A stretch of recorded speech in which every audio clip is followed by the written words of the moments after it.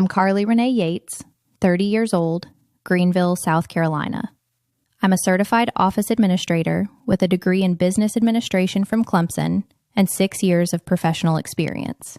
Though, if you count the unofficial years, I've been running a business since I was 16. I just wasn't the one whose name was on the door. My specific skill is operations management and compliance documentation for service businesses. That sounds like the most boring sentence anyone has ever said out loud, and I will not apologize for it, because that boring sentence is worth about $68,000. But we'll get to the math. What it actually means is this. I can build a complete operational pipeline from the moment a customer calls to the moment they pay their final invoice for any trade business in under a week. Scheduling, dispatch, permitting, warranty claims, regulatory compliance, insurance certificates, EPA filings, state contractor licensing, municipal permit applications. I speak the language of government paperwork the way most people speak English, automatically, without thinking about it. At parties, when someone asks what I do and I start explaining EPA Section 608 compliance documentation, I can actually watch their eyes go somewhere else. It's a gift. My father's HVAC company was where I learned all of it. It was also the only business that treated my expertise like a free phone app that came installed with the house. My Nana Jean Renee Yates, my father's mother, died 3 years ago. She ran a clothing alteration shop out of her living room for 28 years. Not a storefront, her living room. The sewing machine sat between the couch and the window, and when you came in for a fitting, you stood on a milk crate while she pinned your hem and her TV played The Price is Right in the background.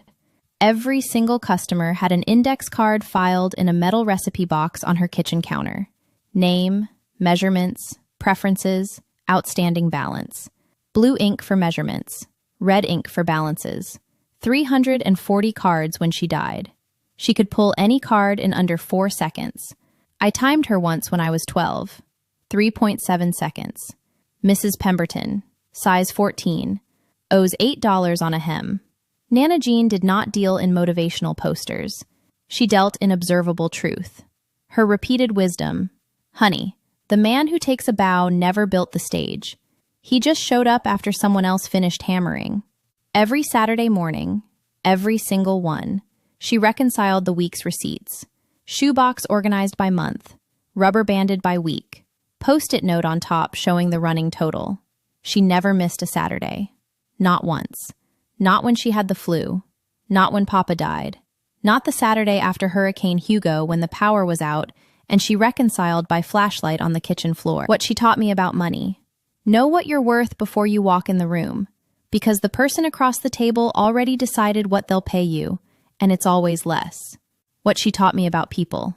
If a man only mentions your name when he needs something, that's not love. That's a service call. I didn't understand that last one until I was 25. Then I understood it so completely that I wrote it on a Post-it note and taped it to the inside of my bathroom cabinet where I'd see it every morning while brushing my teeth. Before everything broke, my life looked like this from the outside. Single woman, 30, lives near her dad's business, seems to work there in some capacity nobody could precisely define. My apartment was a studio above a dry cleaner on Lawrence Road. My car was a 2017 Honda Civic with 94,000 miles and a passenger door that stuck in the rain. I kept Nana Jean's recipe box on my kitchen counter, next to the coffee maker, where I could see it every morning. 340 index cards, dented on one corner from Hurricane Hugo. It fell off the counter and Nana Jean caught it before a single card hit the floor. She gave it to me the Christmas before she died and said, 340 people trusted me with their measurements. That's not a recipe box.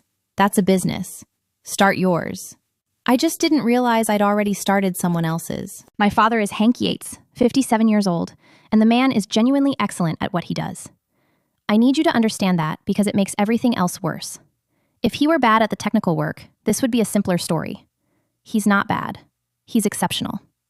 Hank owns Yates Comfort Solutions, residential and light commercial HVAC installation and repair, serving the Greenville-Spartanburg area.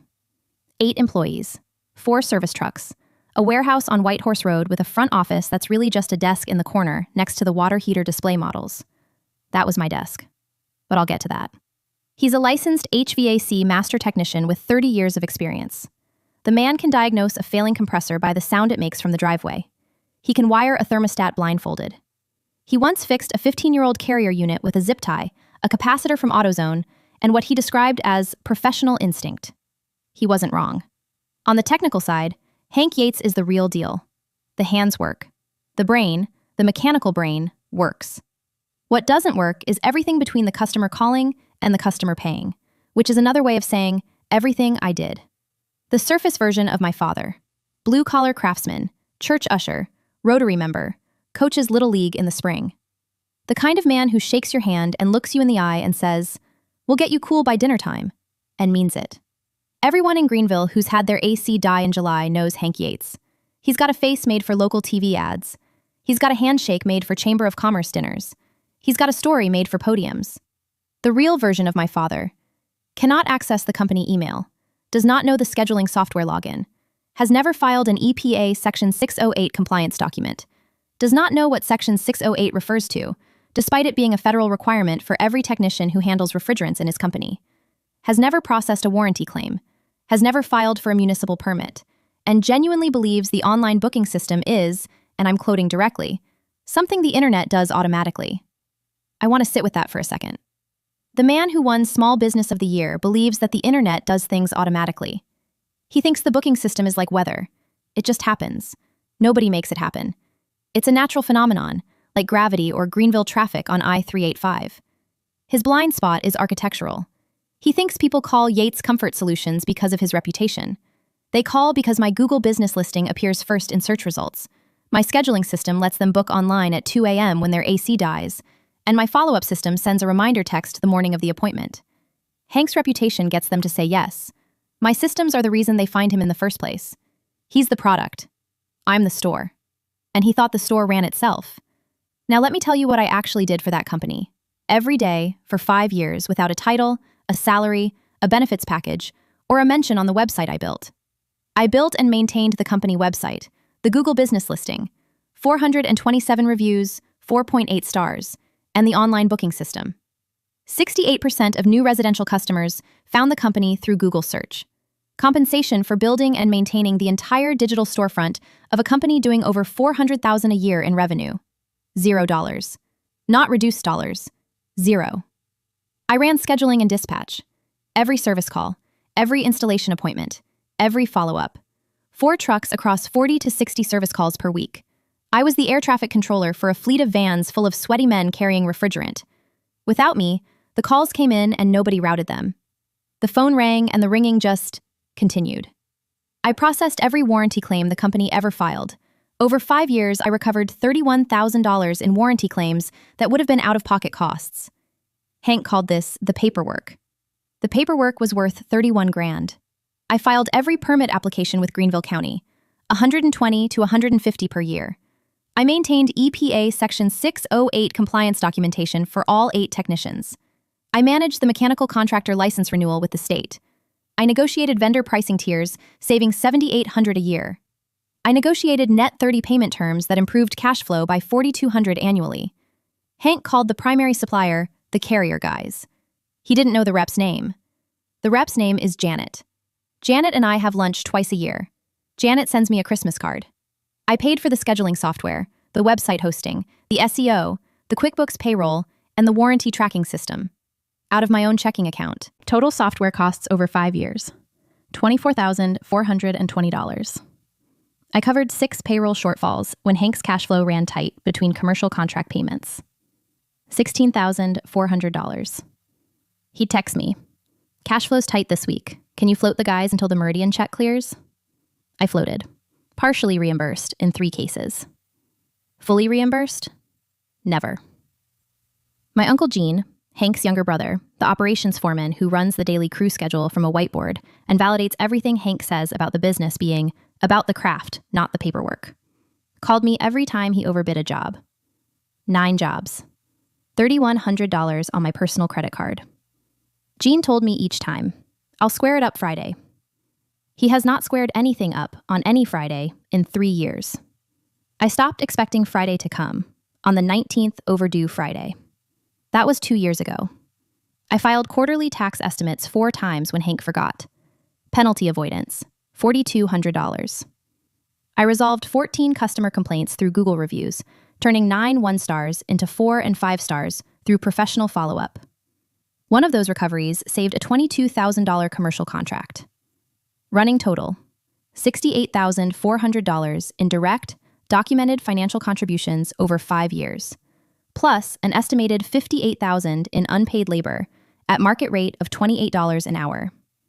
My younger brother Drew, 26, HVAC technician at the company, the one Hank was grooming as the next generation of Yates Comfort Solutions, stood behind our father at the chamber dinner. He clapped when Hank thanked the crew. He did not notice I wasn't mentioned. Drew has never noticed what I do, because nobody ever told him there was something to notice. He thought dispatch just happened, like the calls appeared on Gene's whiteboard through some natural process he never questioned, like weather. And Gene, the enabler, the chorus, validated everything Hank said about the business being about the craft. Gene also called me directly when he needed the numbers adjusted. The man who agreed that my work was just the paperwork was also the man who couldn't survive a Tuesday without calling me to fix his math. Let me give you the highlight reel of my father's contempt, because it wasn't one sentence at a dinner. It was a 5-year pattern with specific quotes I could recite in my sleep. When a supplier rep visited the warehouse and asked who managed their account, Hank waved toward my desk and said, "My daughter helps out with the computer stuff." Helps out. Like I was volunteering at a bake sale. I had negotiated that supplier's net 30 terms and saved the company $4,200 a year in cash flow. My name was on the account. Janet, the rep, had been having lunch with me twice a year. She looked at Hank. She looked at me. She said nothing. She knew. When Drew passed his Section 608 certification, which I had studied for, scheduled, and filed the documentation on, Hank took the crew to Buffalo Wild Wings. He posted a photo on his personal Facebook. "Proud day at Yates Comfort Solutions. My son is the future of this business." Drew in the center, the crew around him. I took the photo. I was not in it. When a customer at church asked Hank about the online booking system, because she'd booked at 2 a.m. when her AC died and thought it was wonderful, Hank said, "Yeah, it's one of those automatic things. Technology, right?" The woman looked at me. I was standing right there. I had built that system from scratch over a weekend, using a platform I taught myself because Hank said, "We can't afford IT people." He was right. He couldn't afford IT people. He had me for free. And the one that sat on my chest for months. A new customer called the warehouse and asked to speak to the office manager. Hank picked up the phone next to my desk and said, "We don't have an office manager. It's just me and the guys. My daughter's figuring some things out." Figuring some things out. I was simultaneously processing a warranty claim, filing a permit application, and reconciling the monthly vendor invoices. The customer was calling about an appointment I had already scheduled, confirmed, and dispatched. My father described all of this as figuring some things out, while standing 3 feet from the person doing it. Have you ever done so much for someone that you couldn't even calculate the total without a spreadsheet? Have you ever been the reason something works and the last person anyone would credit? The Greenville Chamber of Commerce Annual Small Business Awards Dinner, the Marriott. 180 people, business owners, city council members, the mayor's chief of staff, 2 reporters from the Greenville News, partners from 3 local banks, and a woman named Donna Pace, who used to work alongside my mother in the early days of the company, and now runs the front desk at a competing HVAC outfit. Donna was sitting 3 tables from the stage with a glass of white wine and a face that would become important later. Hank wins Small Business of the Year. He walks to the podium, accepts the crystal trophy, gives a speech. Thanks Marcus, Devin, Andre, Ricky, each by name. Thanks Gene. Thanks his late mother, who taught me that nothing worth doing comes easy. Thanks the chamber. Thanks God. Thanks this beautiful city for believing in a man with a toolbox and a dream. 3 minutes and 22 seconds. I counted. Because counting is what I do. It's the skill he never noticed, and the habit Nana Jean hammered into me every Saturday morning over a shoebox full of receipts. He does not mention me. After the speech, a city council member named Brenda Holt approaches Hank at his table. Brenda knows me. She's the one who calls my cell when a permit application has a question. Every single time. She has never spoken to Hank about a permit in her life. She doesn't even have Hank's number for permit questions. She has mine. Brenda asks my father, politely, how his daughter contributes to the business. Hank is holding the trophy. He's surrounded by 3 Rotary friends and a bank partner named Phil, who'd just shaken his hand and said something about the American dream. He's still wearing the speech, the glow, the humble pride, the man with a toolbox energy. And what he says is this. She answers the phone and files some papers. I'm the one crawling under houses in 98-degree heat. That's the real work. I'm in the parking lot, on hold with a warranty claims processor at Carrier, resolving a $6,800 compressor replacement that would have come out of the company's pocket without my intervention. The hold music is a jazz rendition of something unrecognizable. I've been on the line for 22 minutes. My feet hurt from the heels I wore to a dinner where my father thanked God and his late mother, but not his living daughter. I come back inside. Brenda Holt catches my eye from across the room. Her face says everything she won't say in a ballroom. I heard what he said. I know what you do. I'm sorry. I stood there holding a glass of water in a banquet hall where 180 people had just applauded my father for a business I run. And something Nana Jean used to say landed in my chest like it had been waiting 16 years for enough evidence to arrive. If a man only mentions your name when he needs something, that's not love. That's a service call. I didn't cry. I didn't argue. I didn't walk up to the podium and project a spreadsheet on the screen behind the chamber logo. I finished my water, put the glass on a table, walked to the parking lot where my Honda Civic sat next to Hank's F-150 with the Yates Comfort Solutions magnet on the door, a magnet I designed and ordered from Vistaprint 18 months ago. I drove home. I sat on my bed with the parking lot cold still on my arms, and I opened a blank spreadsheet on my laptop. Not revenge. Documentation. Nana Jean reconciled every Saturday. I was going to reconcile every dollar. I called Tasha at 11:40 that night. Tasha Morgan, 31, HR coordinator at a corporate logistics company, my best friend since sophomore year at Clemson. The kind of woman who responds to a personal crisis by opening a spreadsheet and asking, "What's the timeline?" She speaks in HR language when she's being professional, and in profanity when she's being honest. The crossover episodes are spectacular. I told her what Hank said, word for word. Tasha was quiet for about 4 seconds, which is how I knew she was furious, because Tasha Morgan fills silence the way other people fill their cars with gas, constantly, reflexively, and without thinking about it. 4 seconds of Tasha silence is the equivalent of a normal person screaming. Then she said, "He said that at the awards dinner, while you were in the parking lot saving him $7,000. $6,800.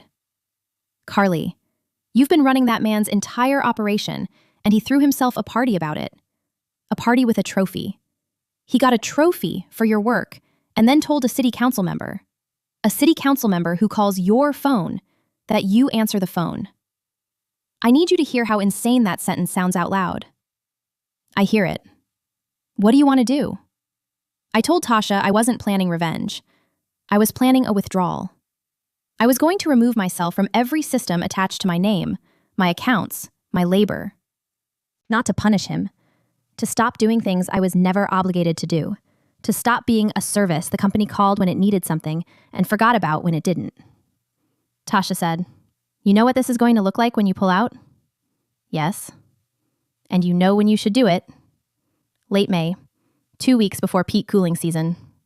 Tasha laughed. Not mean, impressed. Like she'd just watched someone solve a problem she'd been thinking about for years. "You're going to let Summer do the talking." "I'm going to let the phone ring and see who answers it." I picked up Nana Jean's recipe box from the counter that night, ran my thumb along the dented corner.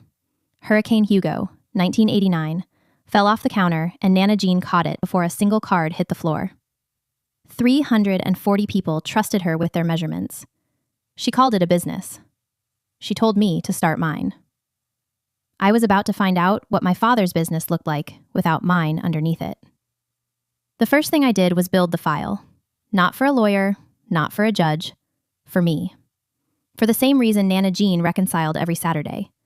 Because you have to know the number before you can decide what to do about it. I spent 2 weeks going through every transaction, every receipt, every bank statement, every email, every invoice I'd ever processed for Yates Comfort Solutions. An operations manager building an operations file is like asking a fish to describe water. I was documenting the thing I'd been swimming in for 5 years. The difference was that this time, I was counting every stroke. Every payment I made from my personal account, documented. The scheduling software at $120 a month for 60 months. The website hosting and SEO at $180 a month. QuickBooks payroll at $55 a month. The warranty tracking system at $65 a month for 48 months. $24,420 in software alone. Written on a spreadsheet with dates, amounts, account numbers, and screenshots of every charge. Color-coded. Nana Jean would have approved. Every payroll shortfall I covered, $16,400. Documented with bank transfers, dates, and the text messages from Hank that said, "Cash flow's tight this week. Can you float the guys?" Every one of Jean's material overruns, $3,100 across 9 jobs, each one documented with the vendor receipt, Jean's text asking me to adjust the numbers before Hank sees it, and a column marked, "Repaid, no." 9 rows, 9 no's, 9 Fridays that never came. The warranty recoveries I processed, $31,000 that stayed in the company instead of leaving it. Each claim with a case number, a date, and the amount recovered, including the $6,800 compressor claim I processed during the speech. That one got its own highlighted row. The vendor pricing I negotiated, $7,800 a year in savings. The net 30 terms, $4,200 annually in improved cash flow. The tax penalty avoidance, $4,200. The Google review recoveries, the $22,000 contract saved. Running total, sitting at the bottom of my spreadsheet in bold red font, Nana Jean style, $68,400. I stared at that number for a long time. I'd known the general shape of it, but seeing every line item stacked on a single page with dates and receipts was different. That was Nana Jean's Saturday morning reconciliation, applied to 5 years of invisible labor. And the number that stared back at me was not what my father would have guessed, because my father could not have guessed any number at all. He didn't know there was a number. He didn't know there was a spreadsheet. He didn't know there was a cost. He thought the store ran itself. The next thing I did was start removing myself from systems, methodically, on a timeline, like a project manager decommissioning a client account, because that's exactly what this was. Day 1. I removed my credit card from QuickBooks, the scheduling software, the website hosting, and the warranty tracking system. 4 charges that had been auto-paying from my checking account for years. Stopped. The subscription confirmations hit my email like dominoes. Your payment method has been removed. 4 of them, in 12 minutes. Day 3. I changed the password on the Google business listing. 427 reviews, all registered under my personal email, and the online booking system. The booking system that Hank thought was something the internet does automatically now required a password that wasn't mine to share. The internet was about to stop doing things automatically. The internet was about to become very manual and very quiet. Tasha came over that weekend with a bottle of wine and her laptop. Her useful skill was about to earn its keep. As an HR coordinator managing 200 employees, Tasha understands employment classification, contractor compliance, OSHA documentation, and workers' compensation filing requirements the way I understand permit applications. She can look at any small business's employment structure and tell you in 10 minutes what's out of compliance and what the penalties look like. She also has access to state labor board databases and knows how to pull public records on any employer in South Carolina. She pulled up the SC Department of Labor licensing records. She looked at the mechanical contractor license filing. She looked at me. Carly, do you know your personal contact information is listed as the qualifying contact on his mechanical contractor license? I filed the renewal 5 times. My info was the only info that was accurate. And you know if you remove yourself, he has 60 days to refile with a licensed qualifier, or the license lapses. I know. And without that license, he can't legally pull permits for HVAC installation in Greenville County. I know that too. Tasha closed her laptop slowly. You're not just pulling out the rug. You're showing him there was a rug, and under the rug was concrete, and he's been walking on it in socks. Day 5. I stopped dispatching service calls. The scheduling queue had 23 pending appointments for the following week, the first wave of summer AC failures in Greenville County. Without dispatch, the calls went to voicemail. Nobody checked the voicemail because nobody else knew the voicemail system existed as a thing a person operates. In Hank's world, voicemail was like rain. It fell from the sky and someone collected it.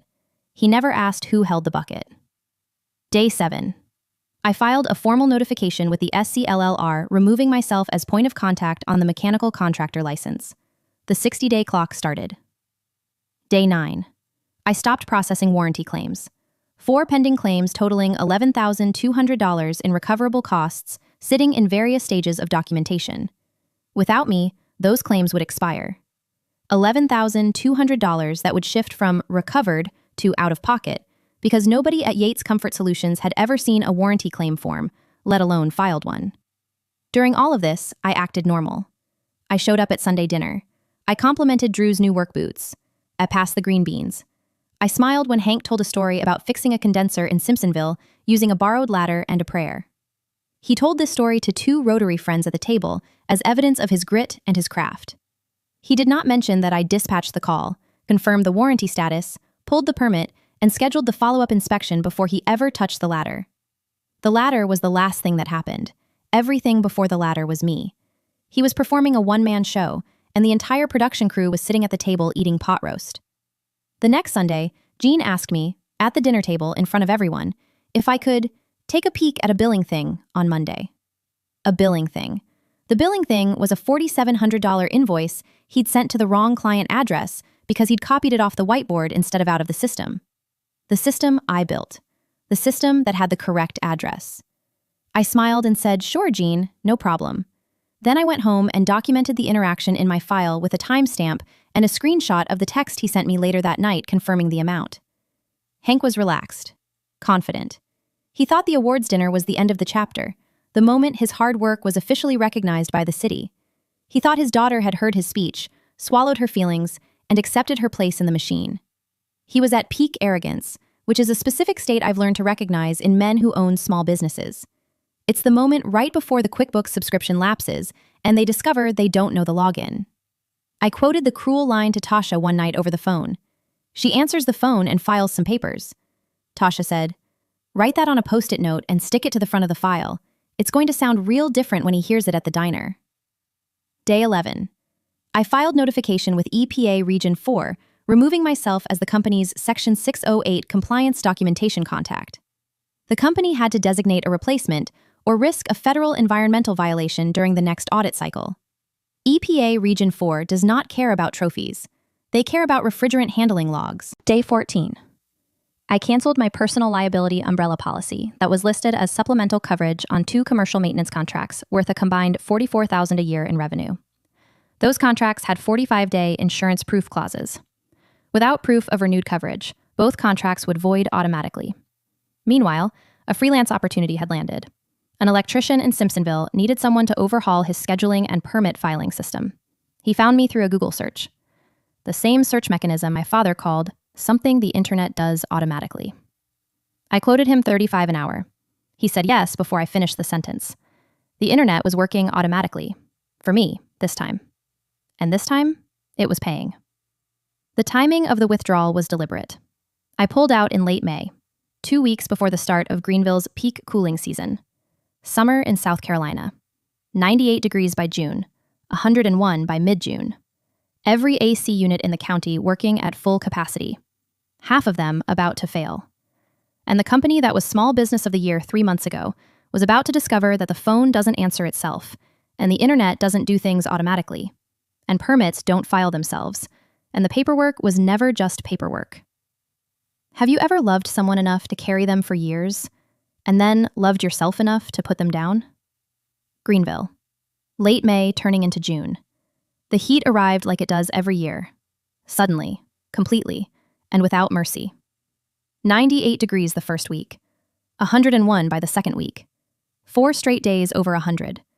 Every air conditioning unit in the county working at capacity. Half of them older than 5 years. a quarter of them past warranty, all of them about to be someone else's emergency. And the phone at Yates Comfort Solutions was ringing. It was ringing a lot. The answering service Hank hired after the voicemail backed up could take messages. They were polite. They wrote down names and numbers on pink slips. That's all they could do. They couldn't dispatch, couldn't check the schedule, couldn't route by service type, couldn't tell a warranty-eligible unit from a non-covered one, couldn't look at a call from a property management company and recognize that it was connected to a $22,000 annual contract that needed priority response. They didn't know any of that. I knew all of it. Now the pink slips stacked up on a desk nobody sat at. The scheduling queue backed up in 48 hours. Drew tried to help. He picked up the phone. He wrote names on a legal pad. He did not know how to enter them into the dispatch system because he'd never seen the dispatch system. He didn't know it was a system. He thought it was a whiteboard. Drew called me. His voice had a quality I'd never heard in it. The sound of a man who just realized he's been living inside a machine he never looked at. How does the schedule work?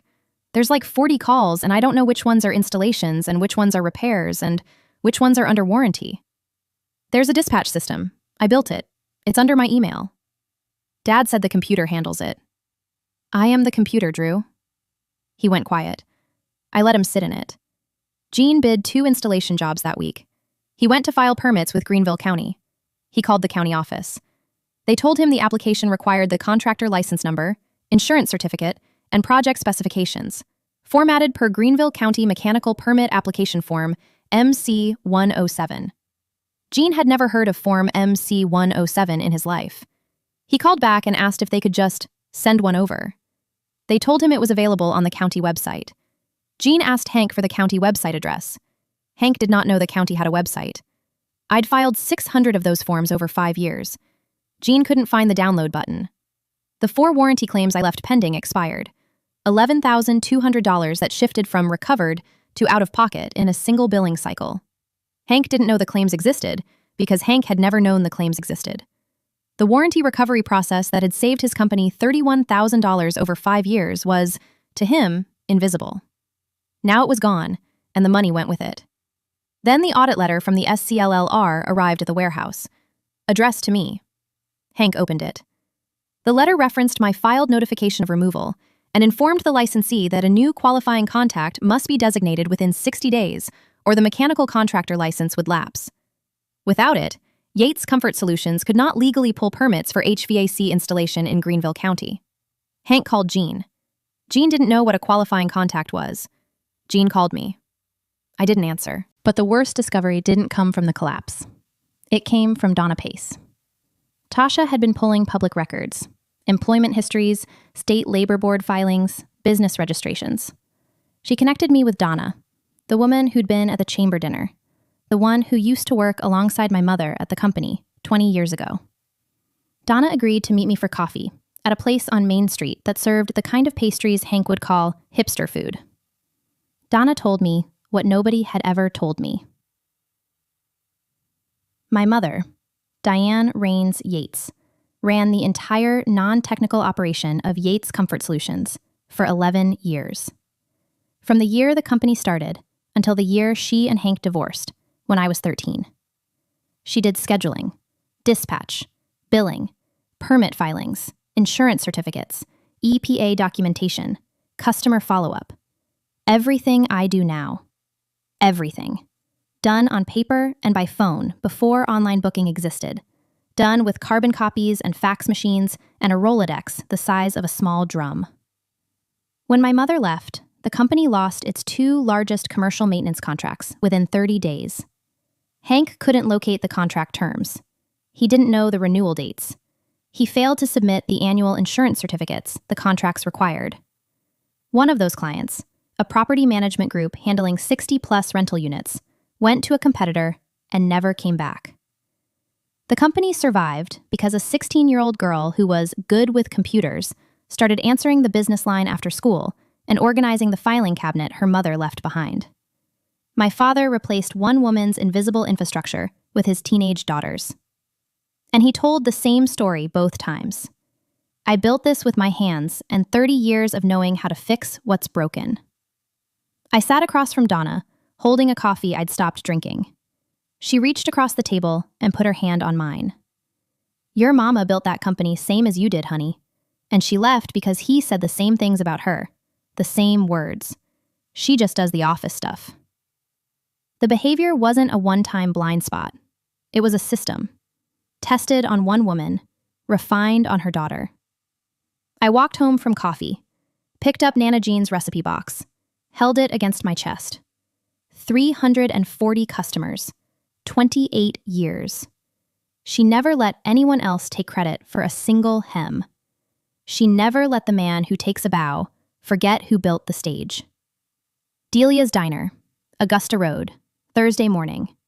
Hank's regular booth, the one in the back, red vinyl seats, laminated menu sticky with syrup from the previous customer, and a coffee cup the waitress, her name is Rita, fills without being asked because Hank has been sitting in this booth every Thursday for 20 years, and everyone knows his order. 2 eggs over easy, white toast, black coffee. This is where Hank performs small-town patriarch, where he meets Jean before heading to the warehouse, where he tells stories about crawling under houses and the American dream of a man with a toolbox. 4 people at the table: Hank, Jean, me, Tasha. Hank saw me walk in, and his face cycled through 3 expressions in about a second and a half. Surprise, then confusion, then a version of pleased that sat on top of relief. He'd been trying to reach me for days. Carly, you haven't been to the Thursday breakfast in months. Sit down, sit down. Jean, scoot over. Rita, 2 more coffees. Jean scooted. Jean did not look at me. Jean had been calling me about permit filings for 2 weeks, and I'd stopped answering 3 days ago. Jean's face looked like a man who's just realized the person he owes $3,100 is sitting across from him with a folder. Tasha sat next to me. She did not order coffee. She did not smile. She placed her hands flat on the table like she was about to take minutes at a deposition. Professional Tasha is a different species than wine Tasha. Professional Tasha makes HR directors nervous. Wine Tasha makes me laugh until my ribs hurt. Both of them were present this morning, but only one was driving. Hank started the way I expected. Authority. Fatherly concern wrapped around a demand. Now, Carly, I don't know what's gotten into you lately, but the phones are a mess. The permits are backed up. Jean tells me there's some kind of letter from the state about the license, and I've got an answering service that can't tell the difference between a repair call and a sales pitch. We need you back in the office. I don't know what this is about, but whatever it is, we can talk about it. The business comes first. The business comes first. That sentence had kept me in a desk chair next to the water heater displays for 5 years. I put a red folder on the table, the same shade of red as Nana Jean's balance ink. Hank looked at it. What's that? That's what answering the phone and filing some papers costs. I opened the folder to the first page, the spreadsheet. 5 years, every line item. Scheduling software. $120 a month for 60 months, $7,200, paid from my personal checking account. I turned the page to the bank statement, highlighted in yellow. Website hosting and SEO, $180 a month, $10,800, my account. QuickBooks payroll, $3,300, warranty tracking system, $3,120. Software subtotal, $24,420. I kept going. Every line had a receipt. Every receipt had a date. The spreadsheet was organized the way Nana Jean organized her shoebox, by month, by category, with a running total at the bottom of every page in red. Payroll shortfalls I covered when cash flow ran tight. 6 instances. $16,400. Here are the bank transfers. Here are your text messages asking me to float the crew. I turned to Jean. Jean's coffee cup was halfway to his mouth, and it stopped there like someone had paused a movie. Material overruns. 9 jobs. $3,100 on my personal credit card. Here are the vendor receipts. And here, I flipped to a page of printed text messages, are your texts promising to square it up Friday. 9 of them. 9 Fridays. 0 payments. Jean put his cup down. He looked at Hank. Hank was staring at the spreadsheet. Warranty claims recovered. $31,000 that stayed in the company because I filed the paperwork you call the paperwork. 6,800 of which I processed during your acceptance speech at the chamber dinner. While you were telling Brenda Holt, she answers the phone and files some papers. I'm the one crawling under houses in 98-degree heat. That's the real work. Rita came by with the coffee pot. Nobody spoke. She filled Hank's cup and moved on with the quiet efficiency of a waitress who recognizes a table that doesn't want refills. It wants a minute. Tax penalty avoidance, $4,200. Vendor negotiations saving $7,800 a year. Net 30 terms improving cash flow by $4,200 annually. 14 customer complaint recoveries. 9 one-star Google reviews turned into 4 and 5 stars. One of those saved the Meridian Group contract. $22,000 a year. I turned to the last page. The running total. Bold. Red font. Nana Jeans red. Total direct financial contribution over 5 years. $68,400. Estimated unpaid labor at market rate, $58,000. Combined, over $126,000. I closed the folder, left it on the table between the syrup caddy and Jean's untouched toast. And Dad. I talked to Donna Pace. Hank's jaw tightened. The name hit him like a temperature change in a room. Jean shifted in the booth. Mom ran this entire operation for 11 years. Scheduling, dispatch, billing, permits, insurance, EPA documentation. Everything I do. When she left, you lost your 2 biggest contracts in 30 days because you couldn't find the renewal dates. You couldn't locate the insurance certificates. The property management group, 60-plus rental units. Gone. And the company survived because a 16-year-old girl started answering the phone after school and taught herself the filing system her mother built. Hank started to speak. Now you listen here. You replaced Mom with me. Same work, same invisibility, same speech at every Rotary dinner and chamber event and church social. I built this with my hands. You've been standing on 2 women's work for 25 years and calling it a stage you built. Denial. You're exaggerating. I appreciate what you do, Carly, but this is a family business. Families don't keep score. I pointed at the spreadsheet. I kept score. Do you want to count it again? Deflection. You can't put a $sign on family. That's not how this works. I'm your father. Tasha spoke for the first time. Calm. Professional. The HR coordinator voice that makes people reach for their employee handbooks. Mr. Yates, Carly's financial contributions are documented with bank records and receipts. Her personal contact information is listed as the qualifying contact on your state mechanical contractor license, and she's filed formal notification of removal with the SCLLR. You have 53 days remaining to designate a replacement, or the license lapses. Without that license, you cannot legally pull permits for HVAC installation in Greenville County. Additionally, the EPA Region 4 compliance documentation contact has been transferred. The company must designate a replacement before the next audit cycle. Gene went white. He looked at Hank. Hank didn't look back. Attack. You're punishing me. Over a speech. You're throwing a tantrum because I didn't say your name at a dinner. I'm not punishing you. I'm removing myself from systems I built and maintained with my own name, my own accounts, and my own money. You can hire replacements. I left a list of bookkeepers, CPAs, scheduling services, and operations consultants on the desk at the warehouse. My desk. The one next to the water heater displays. Gene stared at his plate. He said nothing. The man who validated Hank's story for 5 years and called me to fix his math for 3 sat in a vinyl booth and looked at his eggs like they owed him an explanation. I stood up. Tasha stood up. I left $20 on the table for 2 coffees I didn't drink. Operations managers tip well. Nana Jean always tipped 20% because she said people who work on their feet deserve people who notice. I noticed. Here is what happened after the diner. I filed the complete financial record with Patricia Good, CPA, recommended by Tasha, who specializes in small business financial documentation. Patricia reviewed my spreadsheet, verified the bank records and receipts, and produced a formal accounting of $68,400 in documented contributions and unpaid labor. That document exists in Patricia's filing system. It's a permanent record.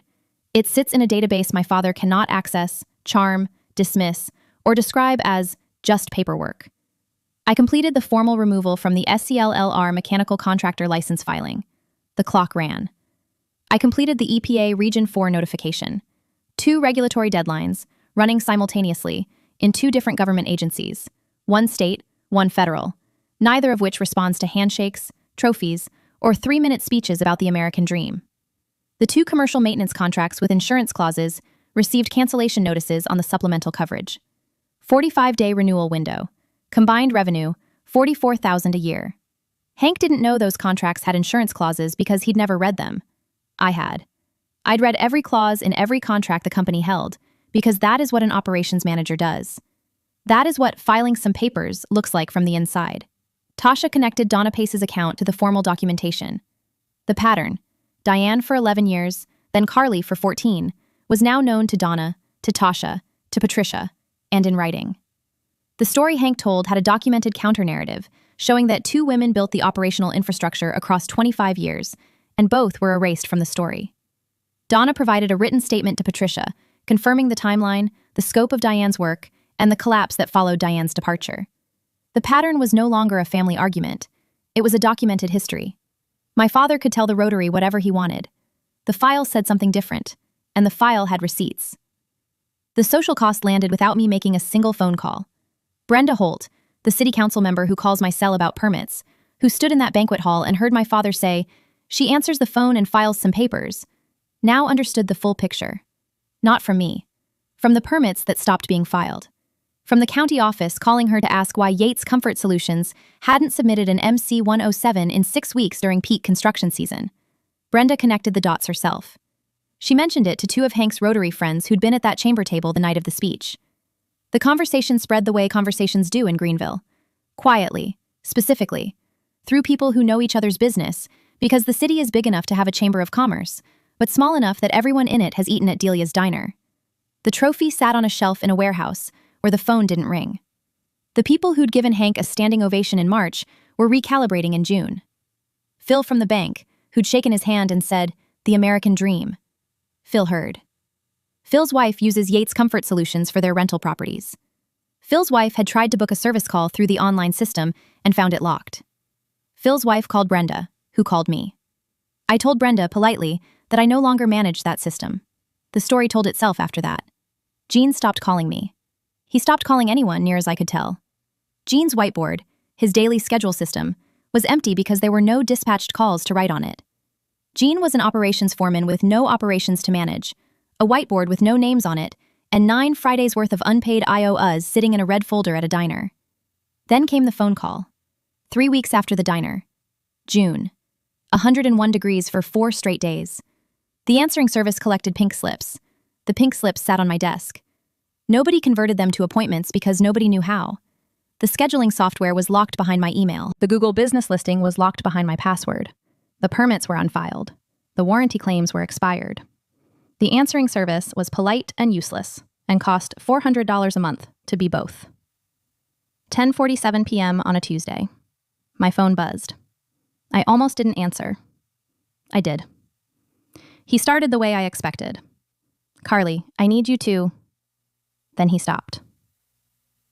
I could hear the warehouse fan through the phone, the hum of the building at night, the sound of a space that used to have a person in it who made everything work, and now had just the fan and the fluorescent buzz and the water heater displays and the pink message slips and the silence where my keyboard used to click. What came out of my father wasn't a request. It was, "The building doesn't sound right, Carly." Not, "The business isn't working." Not, "We're losing money." Not, "The phones aren't ringing." The building doesn't sound right. He was standing in a warehouse at 11 o'clock at night, alone, and the sound was wrong. The absence was physical. He could feel it. He couldn't name it. He never learned its name. He called it the phone and the paperwork and the internet stuff. It was his daughter. And now it was a fan and pink slips and a desk nobody sat at. That wasn't an apology. It wasn't close to enough. But it was the first honest sentence Hank Yates had said in 5 years. The first thing that wasn't for the Rotary or the chamber or the church door. Just a man standing alone in a building that used to work, hearing the absence of someone he dismissed. And the quietest, most devastating thing about it was that he couldn't describe what was missing because he'd never learned the word for what she did. I held the phone. I recognized the sentence for what it was. The closest my father would ever come to saying he needed me. Not my labor. Me. I did not rescue him. I did not offer to come back. I did not fix it. The next person you tell, she just answers the phone. Ask yourself who's going to answer it now. I hung up. So the next woman he calls a paper filer has the CPA's file and the state licensing record and the EPA notification to start with. So the next woman has a head start. 6 months later, I have 5 freelance clients: an electrician in Simpsonville, a plumber in Malden, a pest control company in Greer, a roofing contractor in Travelers Rest, a pool service company in Taylors, all trade businesses, all run by men who do excellent technical work and cannot find their own email passwords, all paying me $30 to $40 an hour on contract. Revenue? $5,600 a month and climbing. My waiting list is 4 businesses deep. Every one of them found me through a Google search. The internet does it automatically, and it automatically pays $35 an hour when it's not working for free. I rented a 1-bedroom apartment in the village of West Greenville, an arts district with coffee shops and murals, and a bakery that makes sourdough bread that costs $6 a loaf and is worth every penny. The kind of neighborhood Hank calls where the hipsters live. I call it mine. My desk is in the corner by the window, where the afternoon light comes in, and I can see the mural across the street. A giant painted magnolia that someone told me represents resilience, which seems about right. My coffee maker is on the counter, and next to the coffee maker sits Nana Jean's recipe box, exactly where it belongs. Tasha came over last week with Thai takeout and a bottle of Prosecco. She sat on my couch and looked around the apartment. The bookshelves I built from a kit, the desk where I run 5 businesses instead of 1, the small framed thing on the wall that's just a printout of my first freelance invoice with "paid" stamped on it. You know what I like about this place?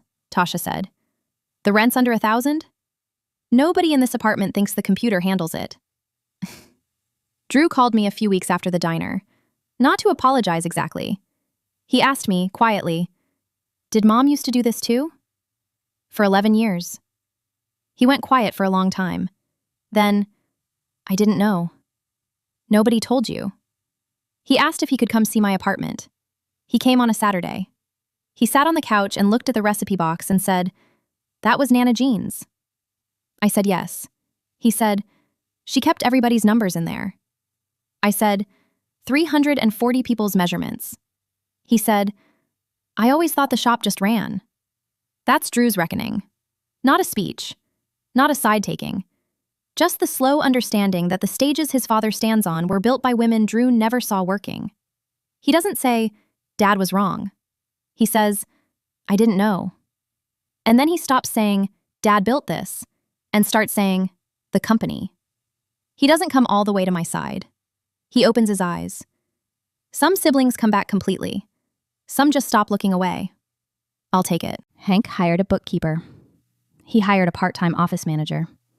He's paying them real money for work he used to get for free from a woman he told 180 people just answers the phone. The company is still running, smaller, slower, 2 fewer commercial contracts, but running, because Hank Yates is still genuinely excellent at fixing air conditioners. That was never the question. The question was always, who built everything else? And now the answer costs him $4,500 a month in payroll. The crystal trophy is still on the shelf at the warehouse. I imagine it sits there, between the message pads and the whiteboard and the fan noise, catching light nobody looks at. Nana Jean said, "The man who takes a bow never built the stage." She was right. But here's what I'd add now. 3 years after losing her, 6 months after leaving, and 1 apartment into a life that's finally entirely mine. The woman who built the stage doesn't need the bow. She needs the invoice. And she needs to know that when she stops hammering, the silence has a sound, and the man standing on the stage can hear it at 10:47 on a Tuesday night. I keep the recipe box on the counter, same spot, next to the coffee maker.